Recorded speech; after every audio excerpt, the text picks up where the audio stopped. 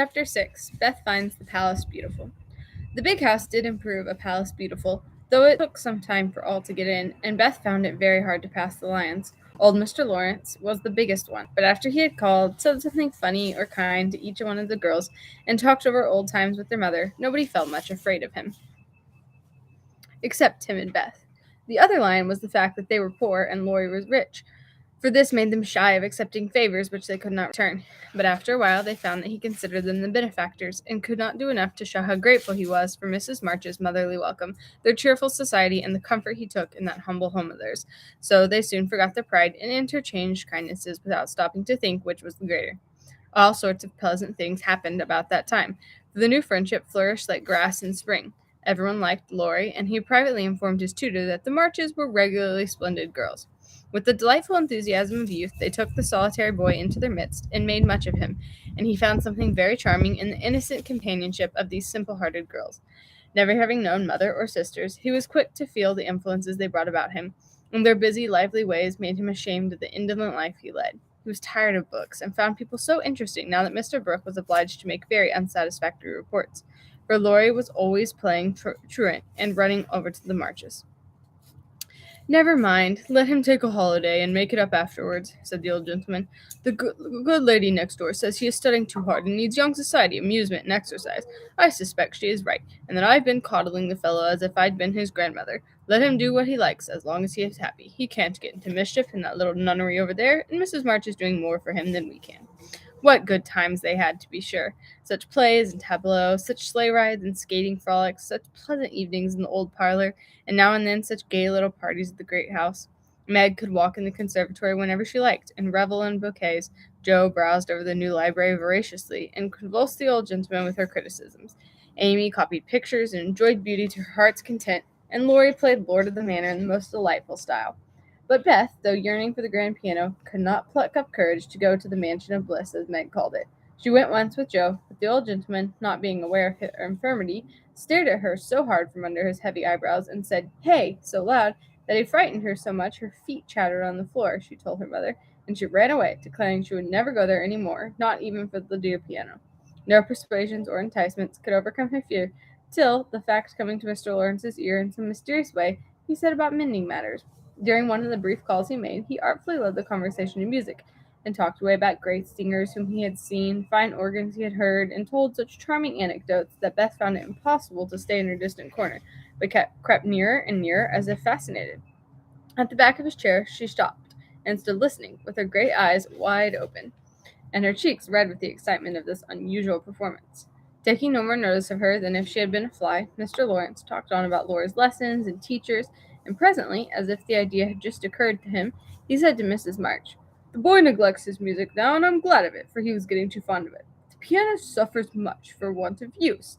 Wouldn't some of you girls like to run over and practice on it now and then, just to keep it in tune, you know, ma'am?" Beth took a step forward and pressed her hands tightly together to keep from clapping them, for this was an irresistible temptation, and the thought of practicing on that splendid instrument quite took her breath away. Before Mrs. March could reply, Mr. Lawrence went on with an odd little nod and smile. "They didn't need to see or speak to anyone, but run in at any time, for I'm shut up in my study at the other end of the house. Laurie is out a great deal, and the servants are never near the drawing room after 9 o'clock." Here he rose, as if going, and Beth made up her mind to speak, for that last arrangement left nothing to be desired. "Please tell the young ladies what I say. Please tell the young ladies what I say, and if they don't care to come, why, never mind." Here a little hand slipped into his, and Beth looked up at him with a face full of gratitude, as she said in her earnest yet timid way, "Oh, sir, they do care very much, very, very much." "Are you the musical girl?" he asked, without any startling hey, as he looked down at her kindly. "I'm Beth. I love it dearly, and I'll come if you are quite sure nobody will hear me and be disturbed," she added, fearing to be rude, and trembling at her own boldness as she spoke. "Not a soul, my dear. The house is empty half the day, so come and drum away as much as you like, and I shall be obliged to you." "How kind you are, sir!" Beth blushed like a rose under the friendly look he wore, but she was not frightened now, and gave the big hand a grateful squeeze, because she had no words to thank him for the precious gift he had given her. The old gentleman softly stroked the hair of her forehead, and stooping down he kissed her, saying in a tone few people ever heard, "I had a little girl once with eyes like these. God bless you, my dear. Good day, madame." And away he went in a great hurry. Beth had a rapture with her mother and then rushed up to impart the glorious news to her family of invalids, as the girls were not at home. How blithely she sung that evening, and how they all laughed at her because she woke Amy in the night by playing the piano on her face in her sleep. Next day, having seen both the old and young gentlemen out of the house, Beth, after 2 or 3 retreats, fairly got in at the side door and made her way as noiselessly as any mouse to the drawing room where her idol stood. Quite by accident, of course. Some pretty easy music lay on the piano, and with trembling fingers and frequent stops to listen and look about, Beth at last touched the great instrument, and straightway forgot her fear, herself, and everything else but the unspeakable delight which the music gave her, for it was like the voice of a beloved friend. She stayed till Hannah came to take her home to dinner, but she had no appetite, and could only sit and smile upon every one in a general state of beatitude. After that, the little brown hood slipped through the hedge nearly every day, and the great drawing room was haunted by a tuneful spirit that came and went unseen. She never knew that Mr. Lawrence often opened his study door to hear the old-fashioned airs he liked. She never saw Laurie mount guard in the hall to ward the servants away. She never suspected that the exercise books and new songs which she found in the rack were put there for her especial benefit. And when he talked to her about music at home, she only thought how kind he was to tell things that helped her so much. So she enjoyed herself heartily, and found, what isn't always the case, that her granted wish was all she had hoped for. Perhaps it was because she was so grateful for this blessing that a greater was given her. At any rate, she deserved both. Mother, I'm going to work Mr. Lawrence a pair of slippers. He is so kind to me, I must thank him, and I don't know any other way. Can I do it? Asked Beth, a few weeks after that eventful call was of his. Yes, dear, it will please him very much, and be a nice way of thanking him. The girls will help you about them, and I will pay for the making up, replied Mrs. March, who took peculiar pleasure in granting Beth's request, because she so seldom asked anything for herself. After many serious discussions with Meg and Joe, the pattern was chosen, the materials bought, and the slippers begun. A cluster of grave yet cheerful pansies on a deeper purple ground was pronounced very appropriate and pretty, and Beth worked away early and late, with occasional lifts of her hard parts. She was a nimble little needlewoman, and they were finished before anyone got tired of them. Then she wrote a very short, simple note, and with Laura's help got them smuggled onto the study table one morning before the old gentleman was up. When this excitement was over, Beth waited to see what would happen. All that day passed, and a part of the next, before any acknowledgment arrived, and she was beginning to fear she had offended her crotchety friend.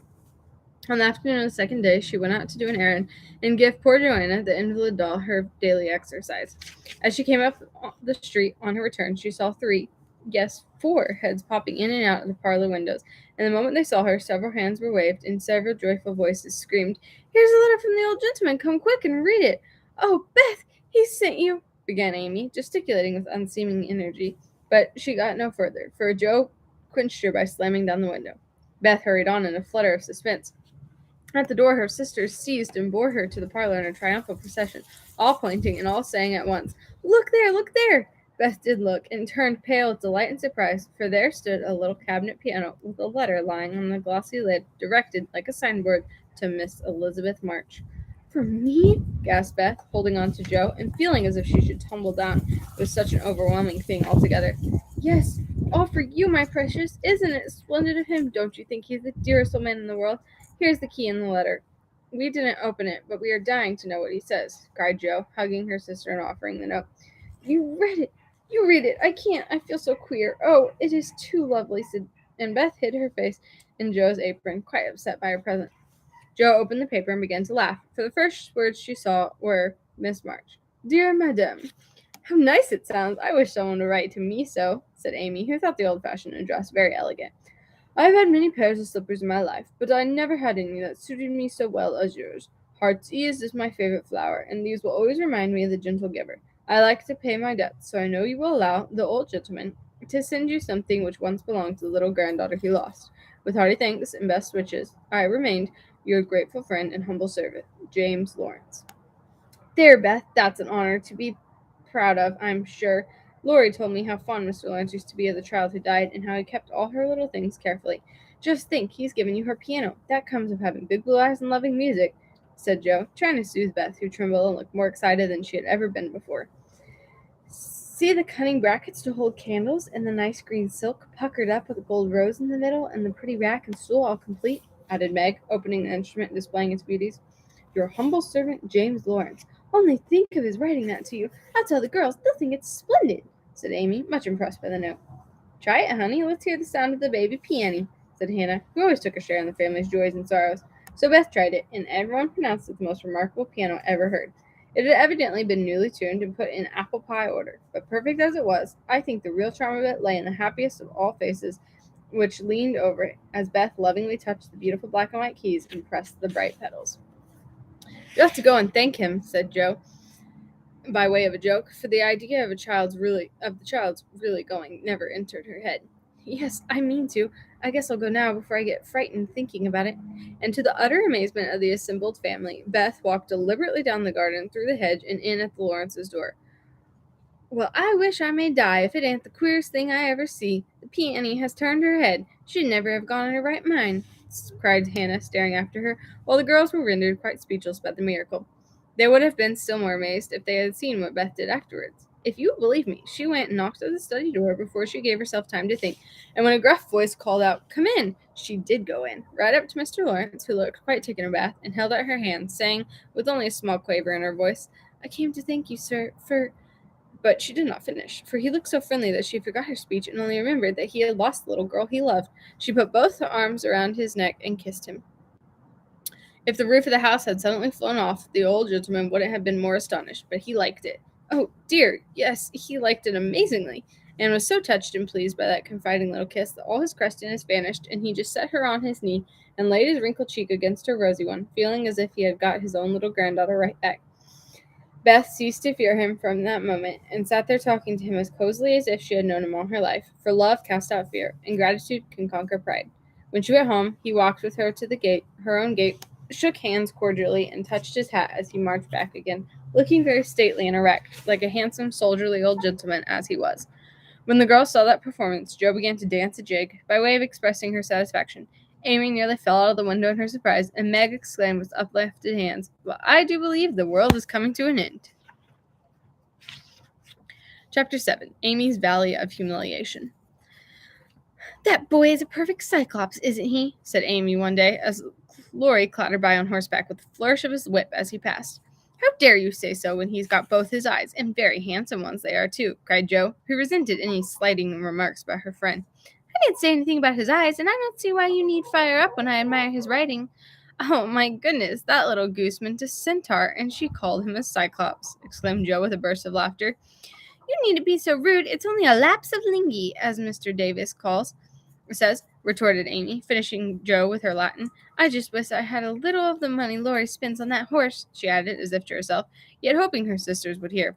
"Why?" asked Meg kindly, for Jo had gone off in another laughter at Amy's second blunder. "I need it so much. I'm dreadful in debt, and it won't be my turn to have the rag money for a month." "In debt, Amy? What do you mean?" And Meg looked sober. "Why, I owe at least a dozen pickled limes, and I can't pay for them, you know, till I have money, for Marmee forbade my having anything charged at the shop."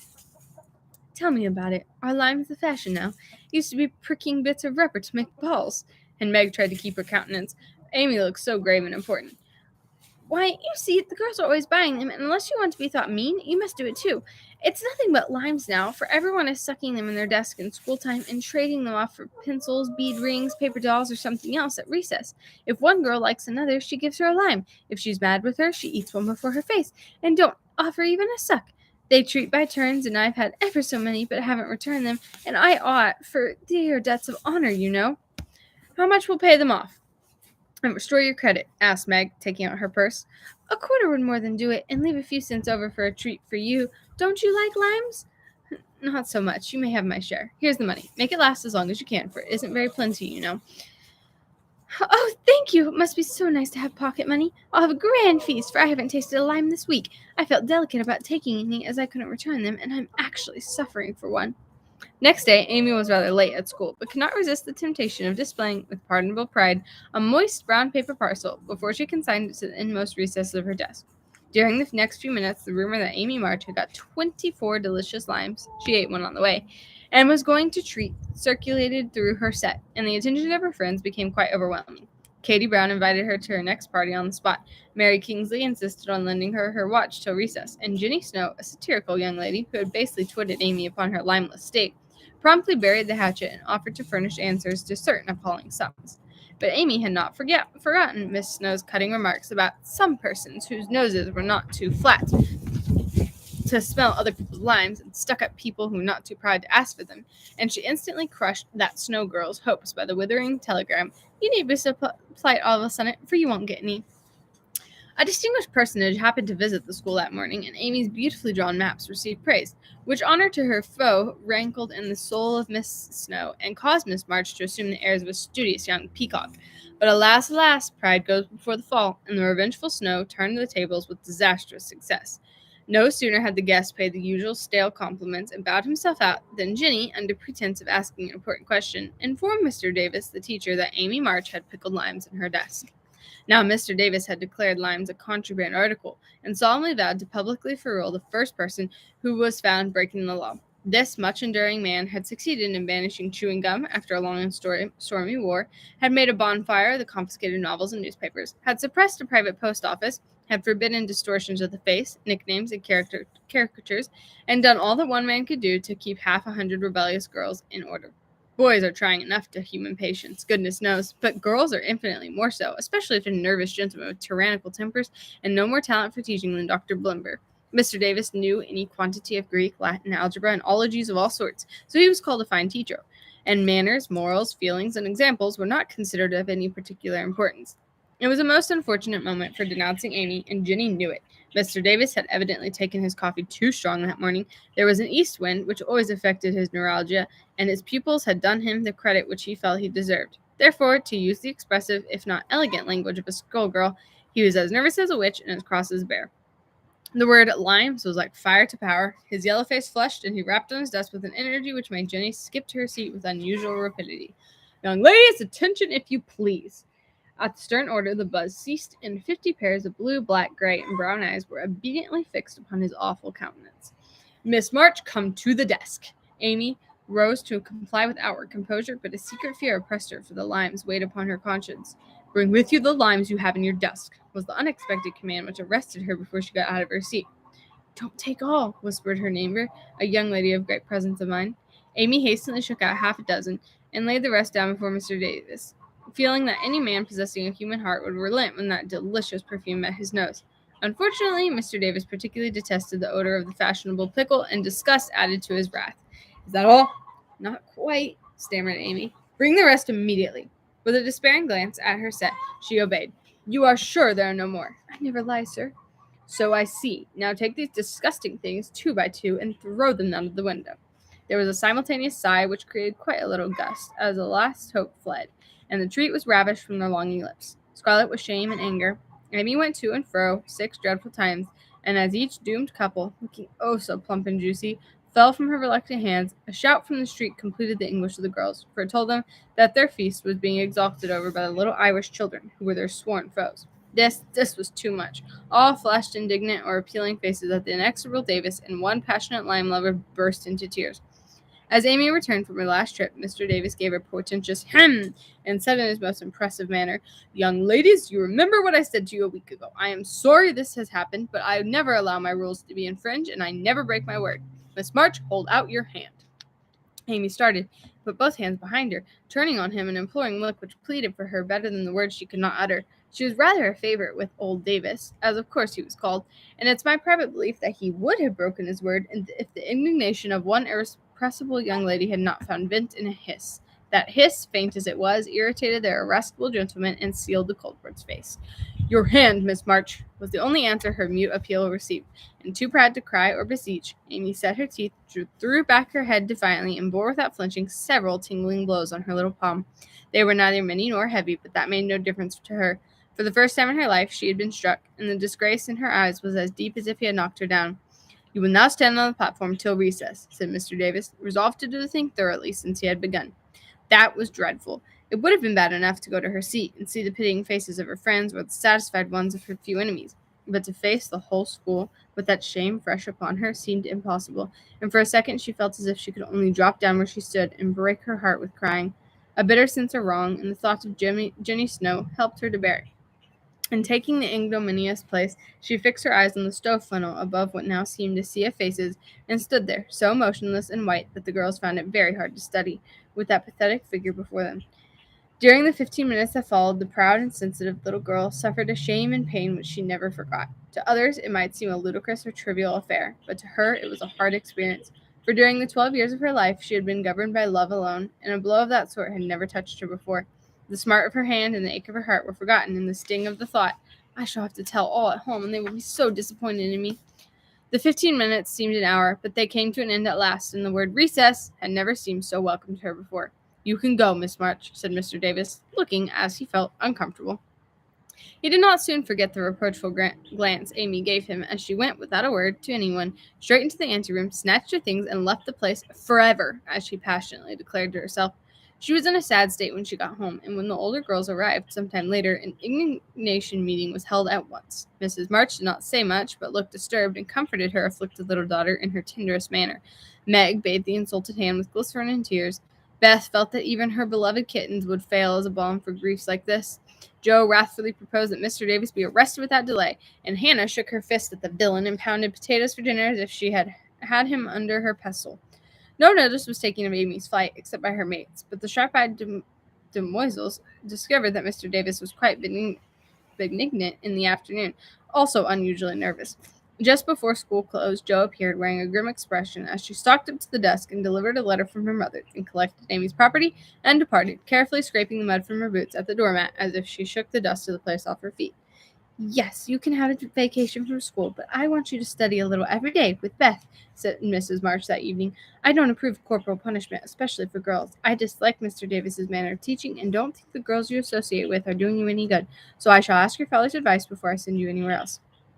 That's good. I wish all the girls would leave and spoil this old school. It's perfectly maddening to think of those lovely limes, sighed Amy with the air of a martyr.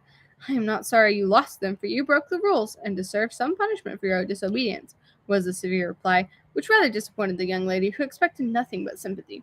Do you mean you are glad I was disgraced before the whole school? Cried Amy. I should not have chosen that way of mending a fault, replied her mother, but I'm not sure that it won't do you more good than a milder method. You are getting to be rather conceited, my dear, and it is quite time you set about correcting it. You have a good many little gifts and virtues, but there is no need of parading them, for conceit spoils the finest genius. There is not much danger then that real talent or goodness will be overlooked long. Even if it is, the consciousness of possessing and using it well should satisfy one, and the great charm of all power is modesty. So it is, cried Laurie, who was playing chess in a corner with Jo. I knew a girl once who had a really remarkable talent for music, and she didn't know it, never guessed what sweet little things she composed when she was alone, and wouldn't have believed it if anyone had told her.